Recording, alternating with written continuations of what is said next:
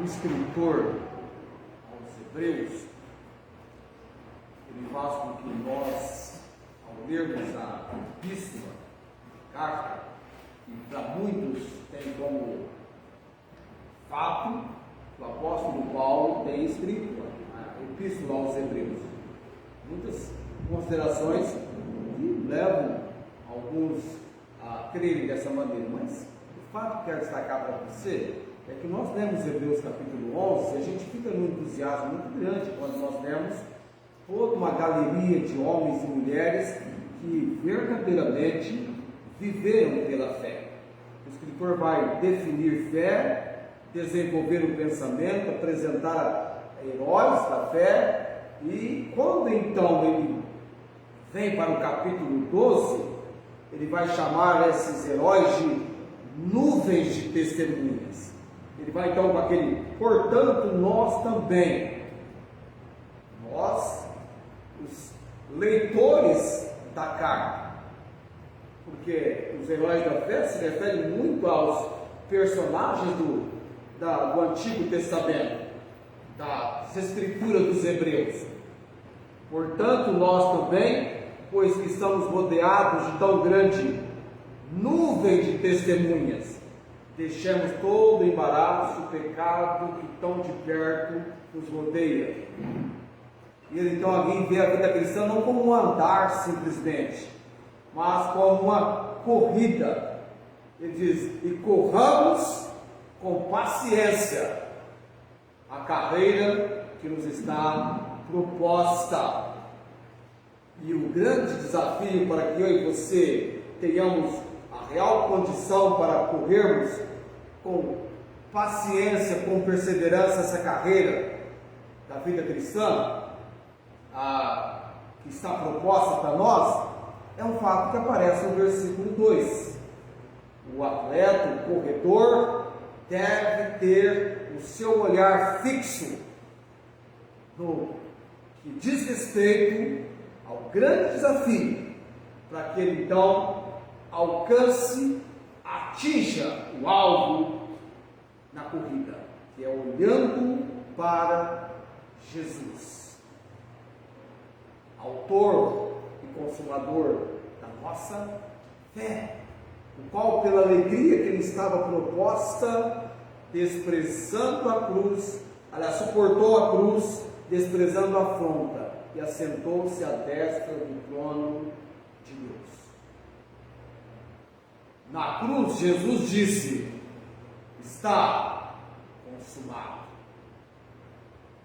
E na ressurreição, antes de partir, deixando os seus aos cuidados da obra do Consolador, ele disse: eis que estou convosco todos os dias, até a consumação dos séculos. E quando ele foi assunto aos céus, os varões de branco, conversando com os que presenciaram esse momento, os discípulos, lhes garantiu que aquele Jesus que eles haviam visto subir para os céus, haveria de vir, assim como para o céu os vistes ir. Temos a promessa. Em nenhum momento aquele que está em Cristo é desamparado, abandonado, rejeitado.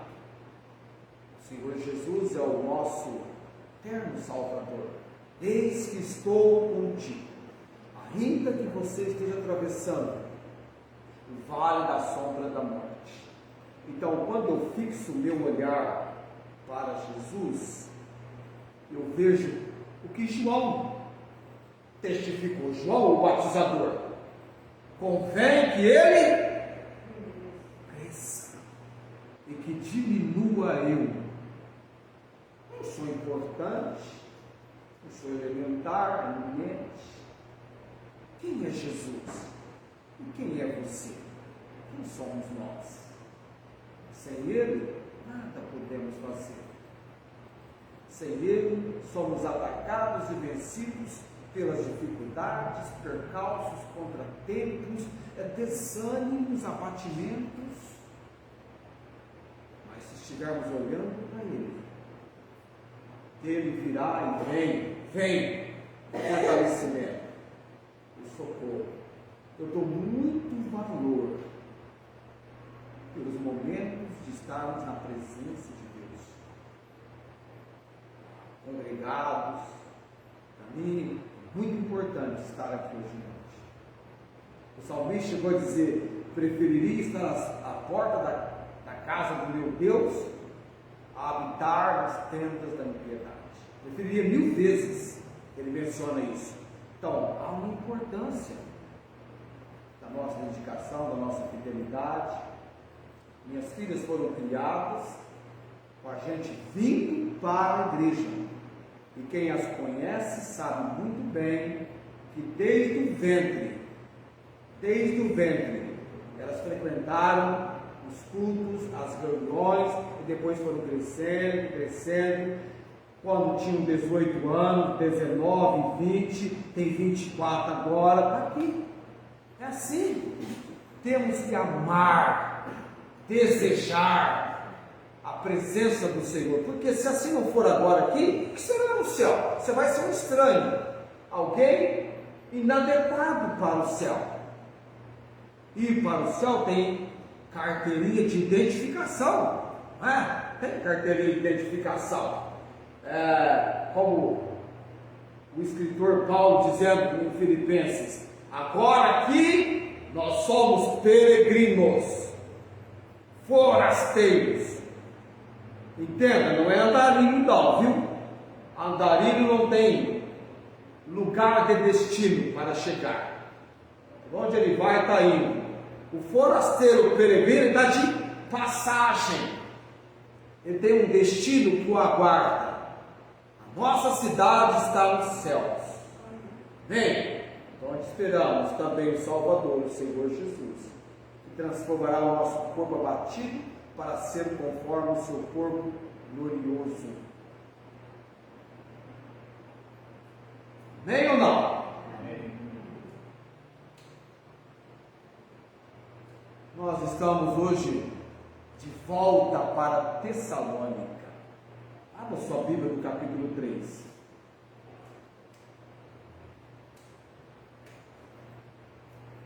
Capítulo 3, eu vou ler todo o capítulo, porque você vai quase que memorizar esse capítulo.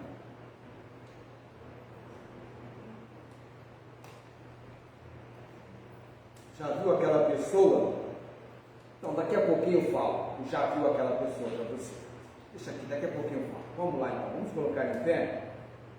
Eu reservo daqui, sabe aquela pessoa? Daqui a pouco eu falo. Se eu esquecer, você levanta a mão, tá? Me avisa.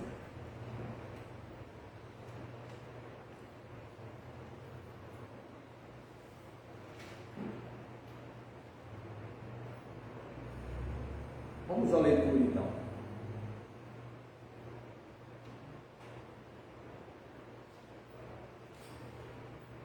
Por isso, não podendo esperar mais, achamos por bem ficar sozinhos em Atenas. E enviamos Timóteo, nosso irmão, ministro de Deus e nosso cooperador no Evangelho de Cristo, para vos confortar e vos exortar acerca da vossa fé, para que ninguém se comova por essas tribulações, porque vós mesmos sabeis que para isso fomos ordenados. Pois, estando ainda convosco, vos predizíamos que havíamos de ser afligidos, como sucedeu, e vós o sabeis. Portanto, não podendo eu também esperar mais, mandei saber da vossa fé, temendo que o tentador vos tentasse, e o nosso trabalho viesse a ser inútil. Vindo, porém, agora Timóteo de vós para nós, e trazendo-nos boas novas da vossa fé e caridade, de como sempre tendes boa lembrança de nós, desejando muito ver-nos como nós também a vós. Por essa razão, irmãos, ficamos consolados acerca de vós, em toda a nossa aflição e necessidade, pela vossa fé, porque agora vivemos, se estáis firmes no Senhor. Porque que ação de graças poderemos dar a Deus por vós, por todo o gozo com que nos regozijamos por vossa causa diante do nosso Deus, orando abundantemente dia e noite, para que possamos ver o vosso rosto e supramos o que falta à vossa fé? Ora, o mesmo nosso Deus e Pai, nosso Senhor Jesus Cristo, encaminha a nossa viagem para vós. Que o Senhor vos aumente e faça crescer em caridade uns para com os outros e para com todos, como também o fazemos para convosco, para confirmar os vossos corações, para que sejais irrepreensíveis em santidade diante de nosso Deus e Pai, na vinda de nosso Senhor Jesus Cristo, com todos os santos. Cada capítulo, finalizando o capítulo, Paulo faz uma promessa da volta, da vinda do Senhor Jesus Cristo.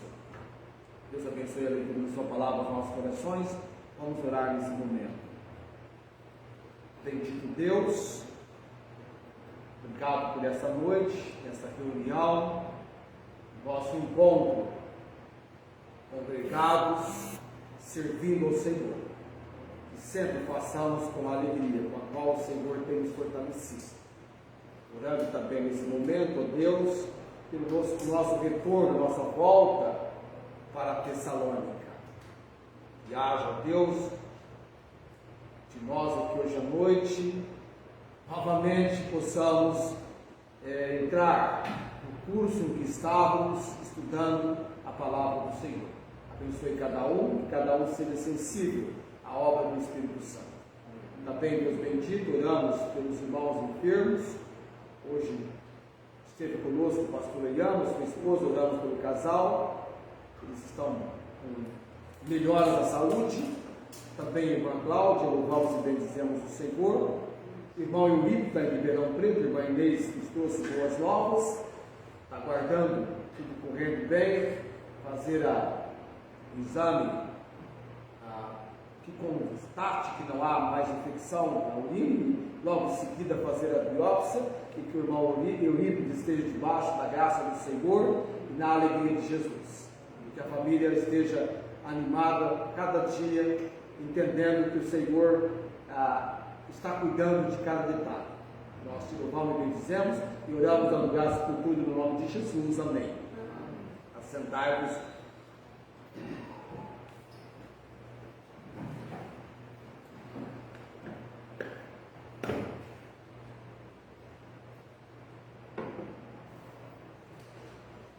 Muito bem, nós vamos. Eu estou tentando lembrar o que eu ia falar para os irmãos, que eu disse que era para me lembrar, que eu iria falar no início. E por incrível que pareça, fugiu da memória, eu fiquei todo desesperado. Agora, o que eu ia falar mesmo? Eu ia falar a respeito de quando você sai de férias do trabalho. Já percebeu que depois de 30 dias de férias você tem que retornar para o trabalho? Você já percebeu como é que é esse retorno? Você fica até meio desambientado, não é verdade? Já tirou férias, Ernesto? Aí quando você voltou assim, estranhando um pouco ali, não é? Assim, você volta estranhando, não é? Todos aqui já tiraram férias do trabalho, e quando voltam um pouco desambientado, o corpo não está acostumado com aquele ritmo que agora tem que retornar, coisas assim. Sabe por que eu estou dizendo isso? Porque essa sensação que eu tenho, eu percebo que você também vai ter. Quando nós falamos assim, de volta para Tessalônica. E aí eu fiquei pensando assim, eu vou ter que colocar esse pessoal de novo em Tessalônica. Vocês estavam bem incorporados, bem envolvidos, bem mesmo em Tessalônica, sentindo todo o ambiente, a atmosfera. E de repente nós paramos para falar das coroas, e por incrível que pareça, a última coroa não foi nem intencional, não foi nem intenção minha, foi realmente um ocorrido normal, por Deus. Você lembra qual foi a última coroa que nós estudamos? Na menção das coroas que eu apresentei para você, coroa da alegria, coroa da vida, coroa da incorruptibilidade, coroa da justiça, e a última foi a coroa da glória nunca perderá o seu brilho. A coroa da glória, ela vai ser dada para a liderança pastoral. O trabalho da liderança pastoral é apacentar o rebanho de Deus. E apacentar o rebanho de Deus significa alimentar e cuidar do rebanho de Deus. Estou dizendo que é muito apropriado, porque neste capítulo 3 da Epístola aos Tessalonicenses, nós vamos ter e vamos perceber e ver, da parte do apóstolo Paulo, um intenso cuidado pastoral e a necessidade de fortalecimento da fé dos convertidos de Tessalônica em meio à adversidade. Esse Paulo, a preocupação, a solicitude do coração do apóstolo Paulo em razão do seu cuidado, o intenso cuidado para com os convertidos de Tessalônica. É claro que na epístola que ele escreveu, sendo a primeira carta que ele escreveu, ela aconteceu depois que ele recebeu notícias, através da ida até eles de Timóteo. Você vê como que Paulo descreve Timóteo na carta, aqui no capítulo 3, irmão, nosso irmão, ministro de Deus e cooperador do Evangelho. Ele faz questão de mencionar quem é esse Timóteo que trabalha com eles. É nosso irmão, ministro de Deus e cooperador do Evangelho. Pessoa animada, pessoa disposta, pessoa encorajada ao lado de Paulo. É Paulo, Silvano e Timóteo, a equipe de homens usados por Deus para que o novo mundo, a Europa, tivesse a introdução, a chegada do Evangelho. A igreja, a primeira mensagem que eu preguei sobre os Tessalonicenses teve por título: eles chegaram a Tessalônica, lá de Atos capítulo 17, quando Paulo, então, depois de passar por Filipos, chega em Tessalônica, animado, entusiasmado, e ali, por 3 sábados consecutivos, ele pregou, expondo e demonstrando que convinha que o Cristo padecesse e ressuscitasse dentre os mortos, e esse Jesus que vos anuncia, dizia ele, é o Cristo. Então a igreja em Tessalônica, ela foi estabelecida pela pregação do apóstolo Paulo, Silvano e Timóteo, e foi estabelecida pela pregação bíblica das Escrituras, que mais tarde no capítulo 2 falamos sobre os conceitos do ministério de Paulo. Você viu que a pregação de Paulo e a praticidade, a pregação trazendo uma mensagem evangelística, uma mensagem pura, uma mensagem inflexível, ou seja, de pregadores provados e aprovados por Deus. Então, pregação bíblica. A pregação de Paulo, estabelecendo a igreja de Tessalônica, foi uma pregação cristocêntrica. Ele tirou ele do foco e apontou para Cristo, para o Salvador, e levou-os ao conhecimento que o nome de Jesus é o nome daquele que salva, liberta, transforma. Em nenhum outro nome é a salvação, porque debaixo do céu nenhum outro nome é dado entre os homens pelo qual devamos ser salvos. Atos 4,12, o nome é Jesus. Ele pregou Cristo, o nome que ressalta a Bíblia, que leva você a ter acesso a Deus, a ter comunhão com Deus, a ter relacionamento com Deus, é Jesus. Esse é o nome. O nome não é igreja, não é Aparecida, Benedito, Paulo, Cida, Maria. O nome é Jesus. Paulo pregou Cristo. O Cristo que foi crucificado, sepultado, e ao terceiro dia ele ressuscitou. E também foi uma pregação perturbadora, porque onde o Evangelho é pregado, sempre vai haver reação, de recepção e de rejeição da mensagem. E Paulo, então, vai, no capítulo 1, escrever o perfil daquela igreja. Ele tem um relatório em mãos, ele recebeu notícias, que ele vai colocar aqui no capítulo 3, ele então destaca o perfil daquela igreja.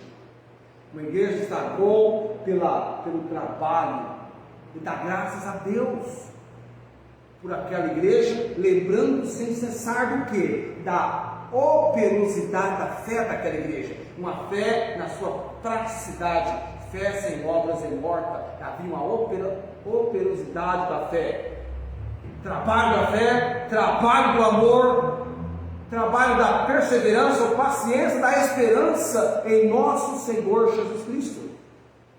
Igreja estabelecida pela pregação de Paulo, também estabelecida pelo poder de Deus. O Evangelho é o poder de Deus, o Evangelho foi pregado. Então, Paulo foi apenas um instrumento. Deus abriu as portas para aquela cidade. O Espírito Santo abriu corações, houve conversões. E quando Paulo fala da praticidade do ministério dele no capítulo 2, nos versículos 7 a 12, aliás, 7 a 13, ou 12, não lembro agora, ele vai destacar a maneira do procedimento deles, a conduta, a ternura, como uma ama que cria os seus filhos, como um pai, no aspecto da consolação, ao que Paulo estava disposto a fazer por causa de Cristo, o esforço, a dedicação dele, ele coloca isso, e depois ele vai falar sobre a coroa da alegria.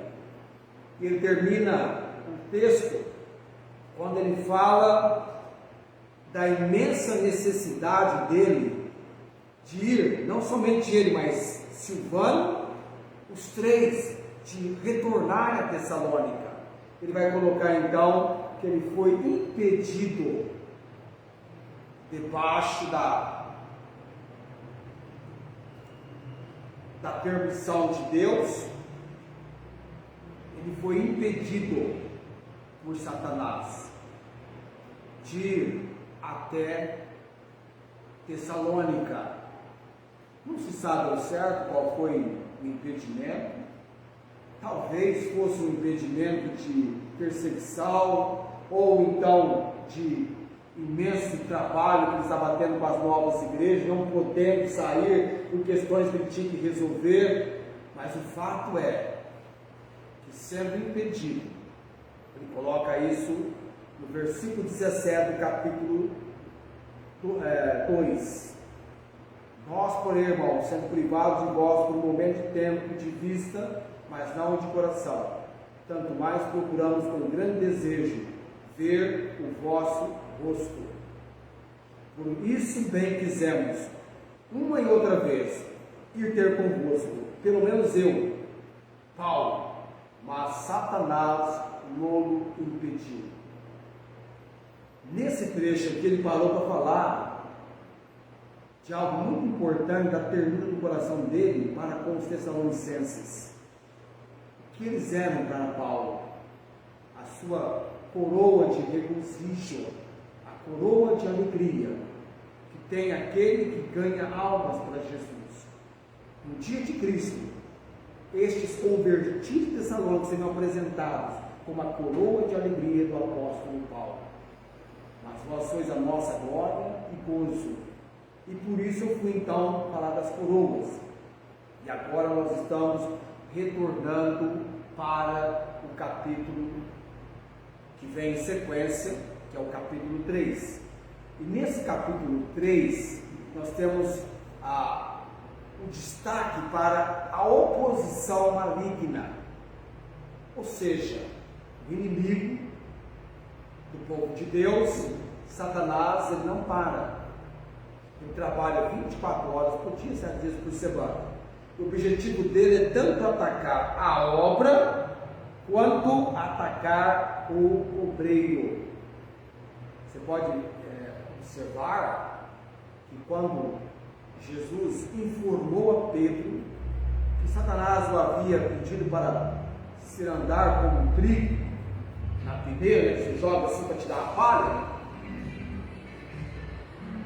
ele rogou por Pedro e disse: na verdade o espírito está pronto, mas a carne é fraca. Vigiai e orai. Vigiai e orai. O inimigo trabalha contra a obra de Deus e contra os obreiros do Senhor. Isso aconteceu na perseguição, na tribulação enfrentada pelos convertidos de Tessalônica.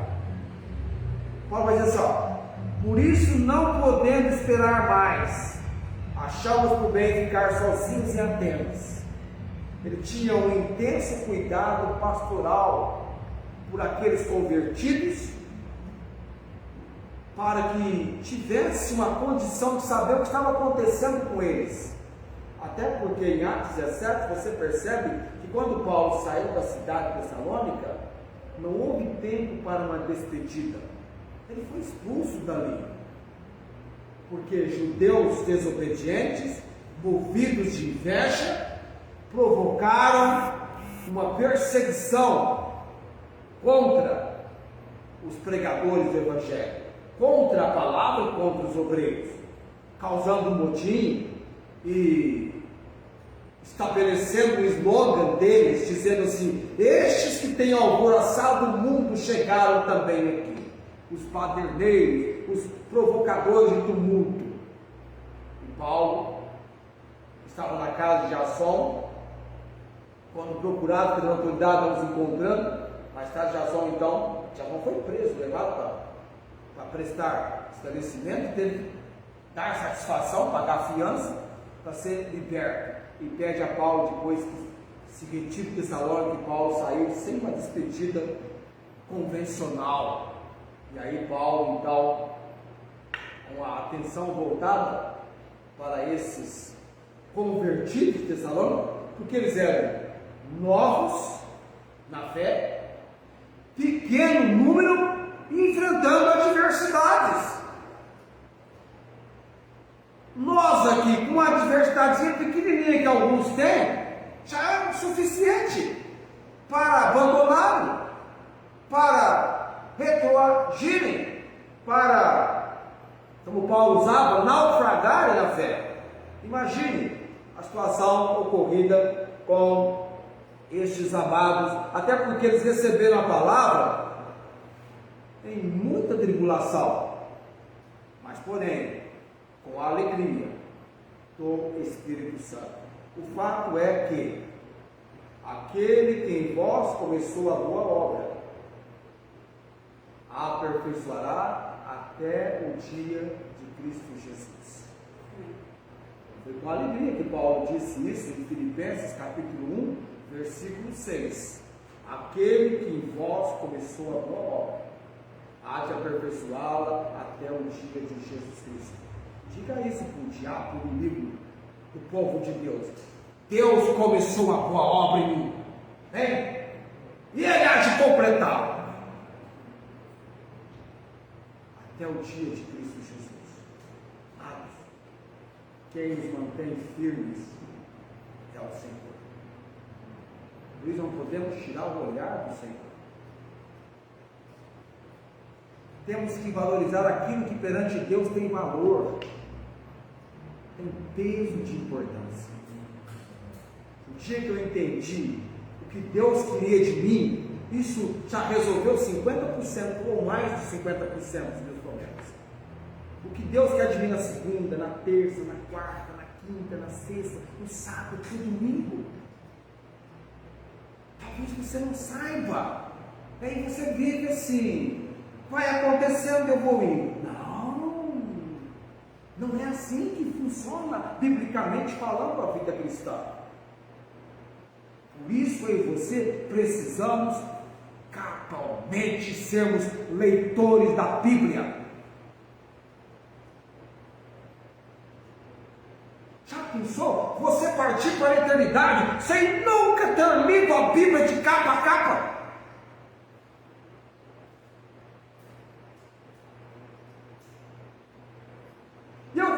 gente que já leu mais de 500 livros seculares e nunca leu a Bíblia.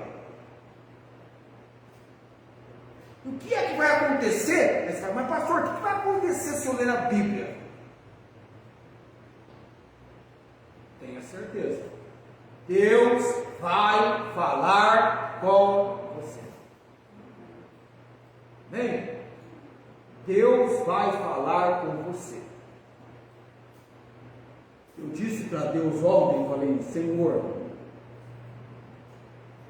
não temos todos os detalhes, porque se tivéssemos, seria um número inumerável de livros chamados Bíblia.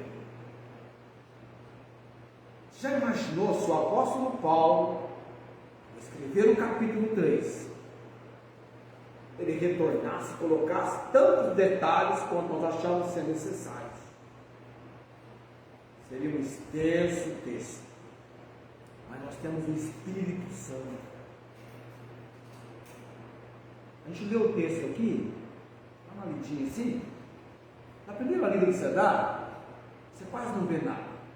Mas quando você começa a estudar, quando você parte do estudo de hermenêutica, exegese, parte de interpretação, pequenos detalhes fazem uma grande diferença. Pequenos detalhes.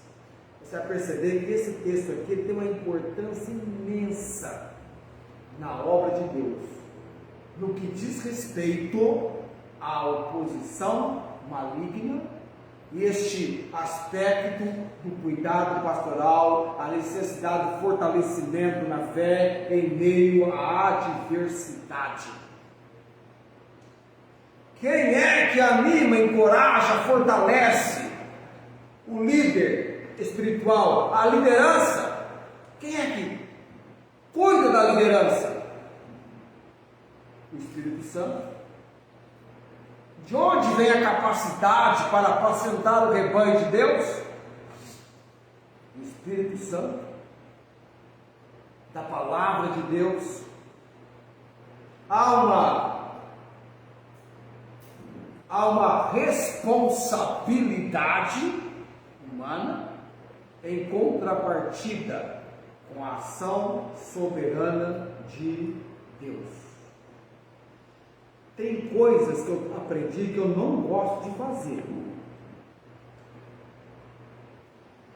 que eu vou ter que aprender a fazer porque elas são necessárias, são importantes. Tem coisas no meu serviço que eu não gosto de fazer. Ficar escrevendo toda hora eu não gosto, mas eu sou obrigado a escrever toda hora. Então eu aprendi, Senhor, não, tem que aprender a gostar disso, vou fazer, e vou fazer bem, vou gostar, porque é importante. Você vai ter dificuldade. Tem irmãos e irmãs que têm uma maior dificuldade com leitura. Olhe por isso. Pensa, sabedoria de Deus. Eu estava lendo a Bíblia em Provérbios, quando chegou no capítulo 2, eu vibrei, versículo 6. Você sabe de onde vem a sabedoria que Deus nos dá? Inteligência. Deus é o Deus de sabedoria. Da sua boca, da boca de Deus, vem a inteligência e a sabedoria que Ele nos dá. Esta palavra, a Bíblia, é a palavra de Deus, é uma palavra poderosa. Tem poder. Tem poder. Deus nos entregou na nossa língua, nosso idioma, bastante acessível, né? Bastante acessível. Ele quer que a coloquemos no nosso coração. E para colocar no nosso coração, primeiro nós temos que colocar na nossa mente. E colocando na nossa mente, nós temos que meditar na palavra, crer na palavra, confrontar nós mesmos.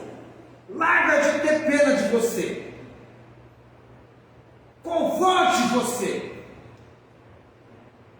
Chame a sua atenção. Diga: ei, larga de ser preguiçoso. Não quero ser preguiçoso. Corpo meu, larga de ser preguiçoso. vamos orar.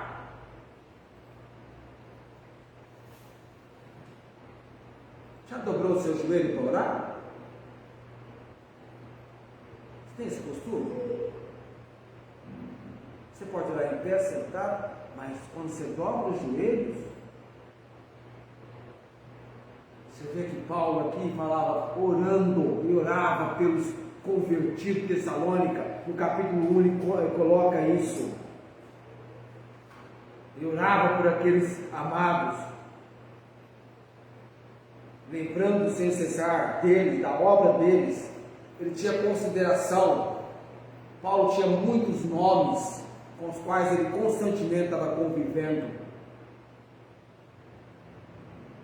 Já teve não sei quantos, eu conheço apenas de um, que quando deu o último suspiro, estava de joelhos, orando, falando com Deus. Que posição para morrer? Para dar o último suspiro? Orando, falando com Deus.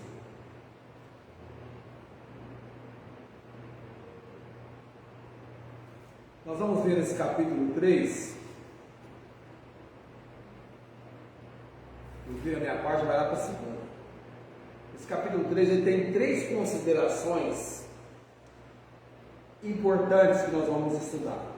Nós temos que estudar o problema que eles estavam enfrentando. Esse é um ponto muito importante que nós vamos estudar. O problema que eles enfrentavam, os problemas que eles enfrentavam. E nós vamos entender que o problema que eles enfrentavam é visto em 3 considerações importantes. Depois nós vamos falar do interesse pastoral de que eles eram alvo, que aí vai envolver o motivo da visita de Timóteo. Com qual motivo Timóteo visitou? E vamos entender também o relatório da visita de Timóteo, que Timóteo tem um relatório depois. Primeiro ponto, os problemas que eles enfrentavam ou encontravam. São 3 que nós vamos estudar. Depois, o interesse pastoral de que eles eram alvo, que envolve aí a visita de Timóteo e o relatório. E o terceiro ponto que nós vamos estudar diz respeito à oração que o relatório ocasionou.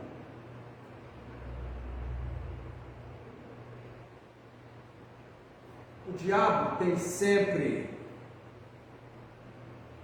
à disposição pessoas cujas línguas são livres em 2 extremidades. Críticos constantes da obra de Deus e também críticos dos obreiros do Senhor. E houve esse ataque lá em Tessalônica com aquela igreja, porque o objetivo dele, do inimigo, é prejudicar, arruinar a obra de Deus. E eles atacaram também a confiança que aqueles amados tinham no apóstolo Paulo. Você vê bem, nós mencionamos por que Paulo falou que a mensagem era evangelística, a mensagem era pura, a mensagem era inflexível, ou seja, pregadores provados e aprovados por Deus. Porque acusavam Paulo de estar interessado em obter lucro, vantagem, ganhos. É Grécia, amados. É a cultura grega. É os filósofos que estão contecando, atraindo seus ouvintes, como se Paulo fosse mais um como eles. E Paulo vai terminantemente falar com eles. Tanto é que Paulo fez questão, quando estava entre eles, de ter uma ocupação, que é um trabalho. Não foi para se mostrar mais importante ou qualquer coisa assim, mas foi para dar testemunho, ser exemplo para o ministério no qual ele estava realizando. Eu sempre digo que deve levar um pastor a pastorear a igreja é o chamado de Deus. Independente se você vai ganhar pouco ou muito. Deus está me chamando para esse trabalho. Eu fui chamado, vocacionado. Paulo foi chamado Paulo foi para Tessalônica, para aquela grande cidade, que era a segunda maior na Europa, a primeira Atenas, a segunda em importância capital, a Tessalônica. Nós já falamos sobre Tessalônica, esse grande centro. Mas não dizer pequeno, é grande. Paulo começou num grande centro, para que esse grande centro irrompesse e levasse a palavra, como aconteceu, a outros lugares. Porque aquela igreja fez soar o Evangelho, não somente na Macedônia, mas na Caia, em todos os lugares. Eles fizeram ecoar, retinir o Evangelho, a pregação do Evangelho. Uma igreja missionária, uma igreja que propagou o Evangelho do Senhor Jesus Cristo. E o apóstolo Paulo tem esse perfil dele apresentado para ele. Ele é visto como um verdadeiro homem de Deus. Aliás, eu sempre tenho dito que até hoje Paulo é perseguido. Até hoje Paulo tem enfrentado, tem sido perseguido. A perseguição para ele não acabou quando ele morreu. A carta foi escrita entre 50 e 52. Todas as cartas que Paulo escreveu se resumem num período de aproximadamente 50 a 63. Quando Pedro escreveu a sua epístola em 67, Paulo já estava com o Senhor. E não muito tempo depois, Pedro também seria martirizado. Então, viver a vida cristã, você entrega a mensagem meio tribulação, houve uma perseguição do governo contra os cristãos muito forte. O Brasil nem tanto, mas há países aí que os cristãos são tremendamente perseguidos. O nome de Jesus Cristo é terminantemente rejeitado. E nós, de uma forma ou de outra, enfrentamos também a oposição. Agora, Paulo não era uma pessoa insensível, egoísta. Ele possuía o coração de um verdadeiro pastor. E esse coração de um verdadeiro pastor, ele vai ser bem destacado aqui no capítulo 3. Porque ele fala assim, no versículo 6: vindo, porém, agora Timóteo de vós para nós, trazendo-nos boas novas da vossa fé e caridade, o amor, e de como sempre tendes boa lembrança de nós, desejando muito ver-nos como nós também a vós. Por essa razão, versículo 7, irmãos, ficamos consolados acerca de vós. Você percebe que a consolação ela caminha numa estrada de mão dupla? Paulo enviou Timóteo para consolá-los e também exortá-los, fortalecê-los e, no que fosse preciso, chamar a atenção deles. Mas a resposta que ele tem no relatório de Timóteo, olha esse coração do verdadeiro pastor, trouxe o quê? Consolo para ele. Então tem irmãos da igreja que vão nos consolar. Com o quê? Com a sua firmeza, com a sua dedicação. Ficamos consolados acerca de vós, e toda a nossa aflição e necessidade pela vossa fé. Então, trouxe alívio para o coração do apóstolo Paulo. Que maravilha! Que bom saber tudo quanto está sucedendo com eles. Em meio à oposição maligna, eles estavam vivendo o fortalecimento que vem de Deus. E olha aqui, eles não tinham como você a Bíblia completa. Eles tinham as Escrituras do Velho Testamento. Os Evangelhos nem tinham sido escritos. E olha só, poder de Deus, a obra de Deus. Agora, a preocupação de Paulo teve o seu significado e a sua importância? Teve, um outro aspecto. Deus estava preparando Paulo para escrever a sua primeira carta, a sua primeira epístola.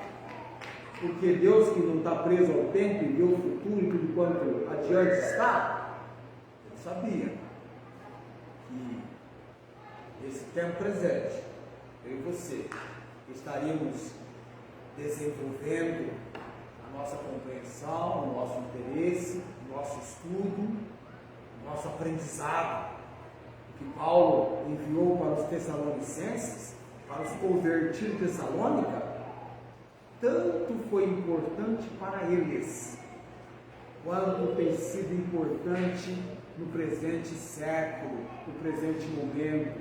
O que eles receberam, que até nós também recebemos, e a reação que eles tiveram, positiva, que realizou uma obra com eles, é para também realizar uma obra conosco. É você e Deus, eu e Deus, você confrontando você, e você deixando a obra ser feita. Você está servindo o Senhor. Servo não tem vontade, não.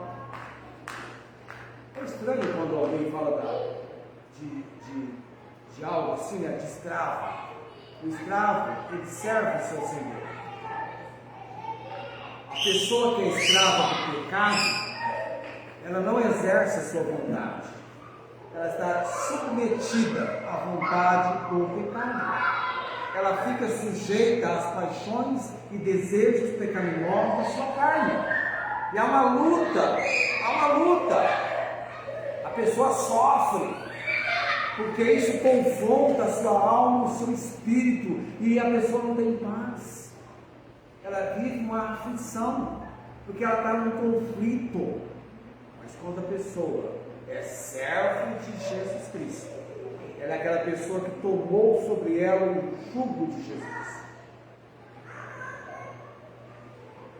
Tomai sobre vós o meu jugo e aprendei de mim, que sou manso e suave.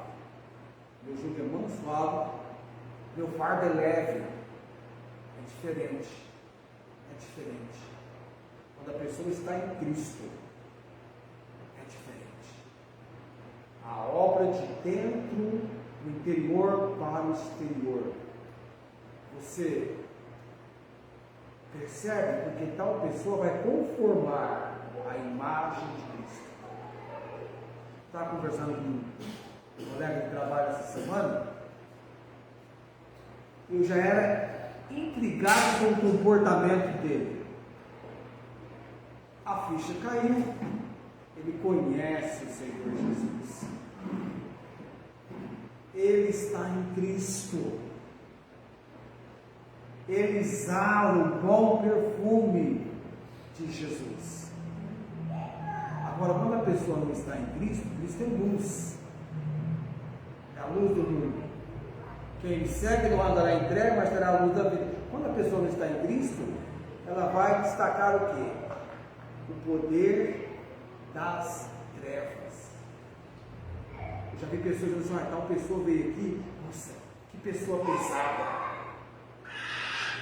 Que pessoa pesada. Que termo de Deus, não é? Ou então, nossa, que tal pessoa conversou comigo,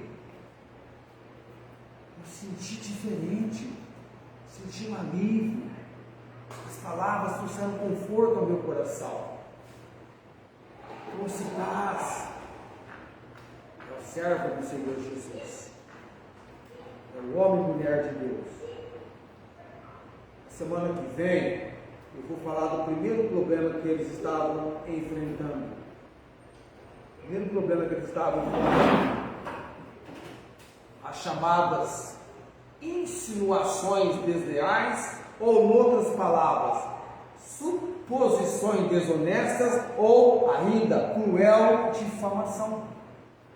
Semana que vem vamos falar sobre este é o primeiro, são 3 considerações dos problemas que eles estavam enfrentando lá em Tessalônica. Paulo também enfrentava com eles, e você vai entender detalhes no texto do capítulo 3, mas leia esse capítulo em casa, tá? Leia esse capítulo, Observe, tente observar detalhes que chamem a sua atenção.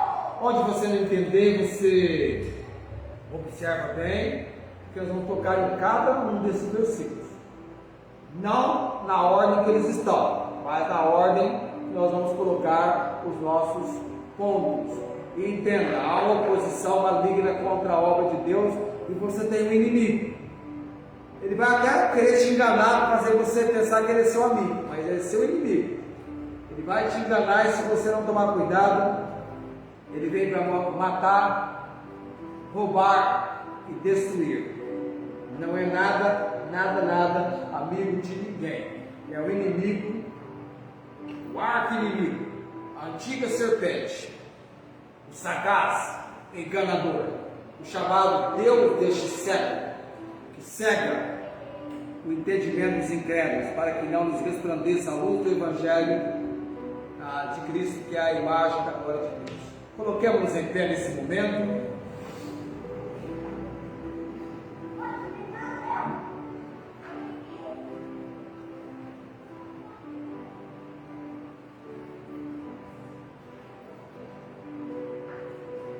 Tenha ideais de Deus na sua vida. O que Deus quer de você? O que Deus quer de você? Na segunda-feira, na terça, na quarta, na quinta, na sexta, no sábado, no domingo. A Bíblia nos ensina que nós precisamos conhecer a vontade de Deus. Ele é boa, agradável e perfeita. Não faça a sua vontade, você vai quebrar a cara. Você vai estar mal. Você vai ser uma pessoa infeliz. Você vai ser uma pessoa triste. Você vai andar por caminhos que você nem vai ter condição de ter noção do que você está tropeçando, chamado caminho dos ímpios. Não ande pelo caminho dos ímpios, não. Ande pelo caminho dos justos. Porque a vereda dos justos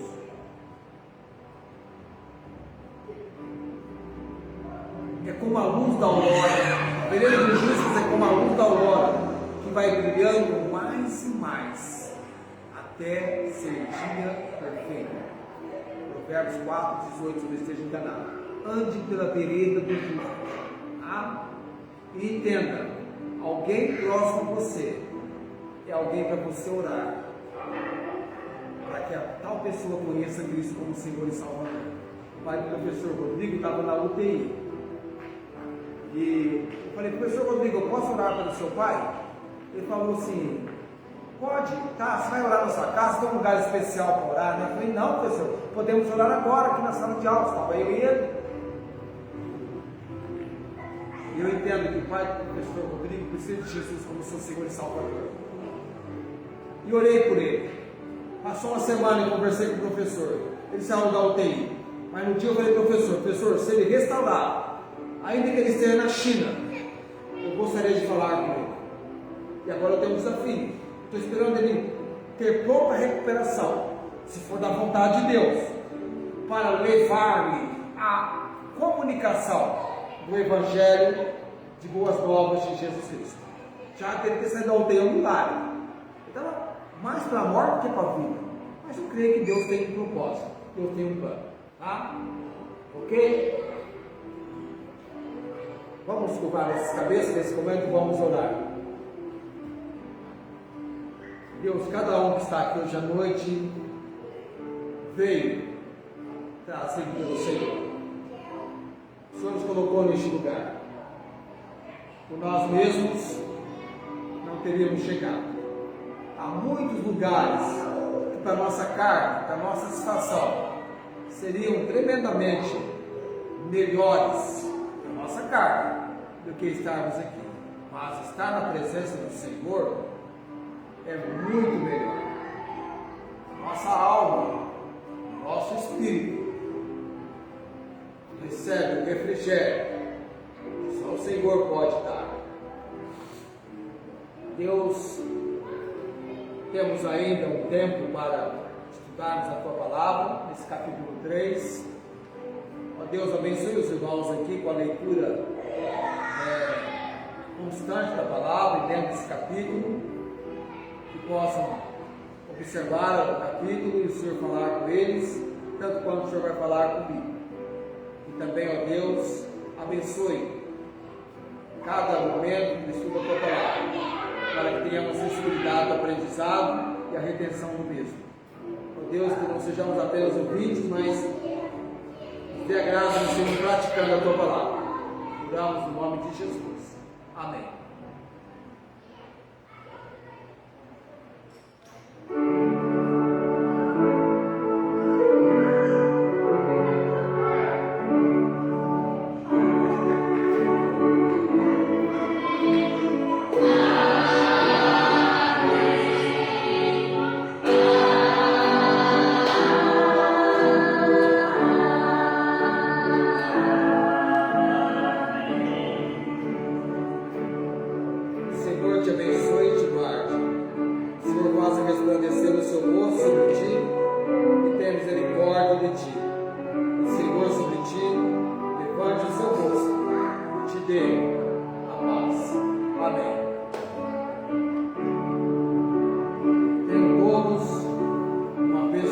Semana aos cuidados do Senhor Deus.